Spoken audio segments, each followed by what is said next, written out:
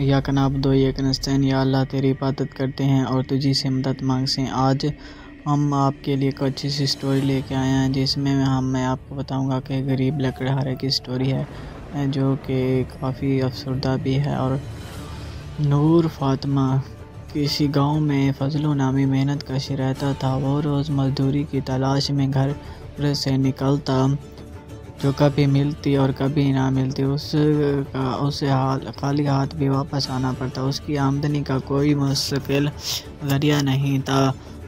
دن بھر محنت مشقت کے بعد اسے جو اجرت ملتی، وہ اس کے اہل خانہ کا پیٹ پالنے میں ہی صرف ہو جاتی، جس کے بعد پھر خالی ہاتھ ہو جاتا۔ اس طرح وقت گزرتا رہا اور اس کے بچے بڑے ہوتے گئے۔ ان کی ضرورتیں اس کی قلیل آمدنی سے پوری نہیں ہوتی تھیں۔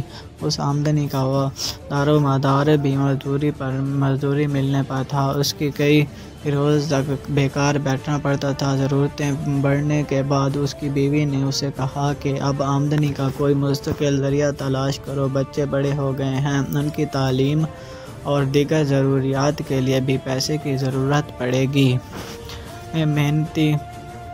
محنتی تو وہ بہت تھا ہی۔ بیوی کی بات سن کر اس نے فیصلہ کیا کہ اگلے روز وہ بازار گیا اور اس کے پاس جو تھوڑی بہت رقم تھی، وہ اس سے ایک راڑا خرید کر لایا گیا۔ اس کے گھر کے قریب ایک جنگل تھا۔ اس نے وہاں سے لکڑیاں کاٹیں اور بازار لے جا کر فروخت کر دیں۔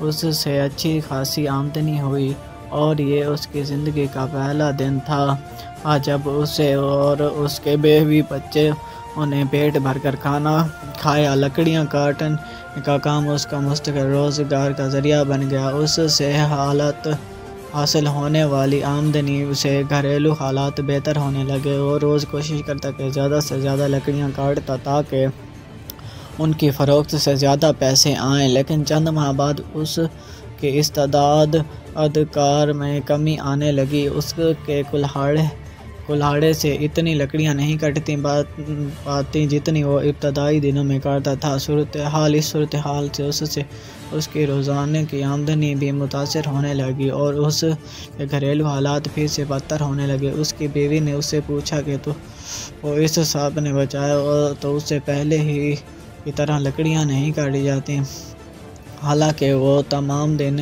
محنت کرتا۔ کلہاڑی درخت پر پہلے کی طرح نہ چلتی، وجہ اس سے لکڑیاں کاٹنا جاتی ہیں، دشواری کا سامنا کرنا پڑتا ہے۔ بیوی نے انتہائی سوچ و بچار کے بعد اپنے شوہر سے پوچھا کہ اس نے کلہاڑے خریدنے کے بعد کتنی بار دھار لگوائی ہے۔ فضلو نے جواب دیا کہ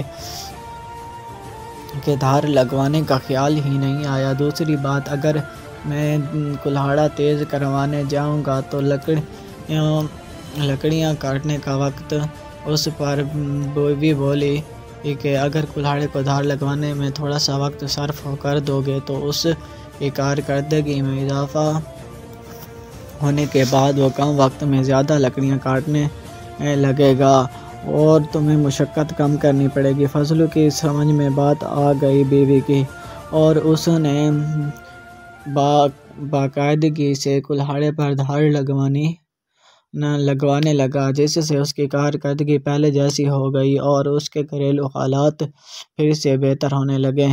یہ بات کہ سوچ سمجھ کر بات کیجیے، تاکہ ایک دوسرے کی بات ماننی پڑتی ہے، اور جو انسان کسی کے مشورے کے ساتھ چلتا ہے تو وہ ہمیشہ کامیاب رہتا ہے۔ جو خود سر اور بحث ہوتا ہے وہ کبھی کامیاب نہیں ہوتا۔ لہٰذا سب بھائیوں سے دعا کریں۔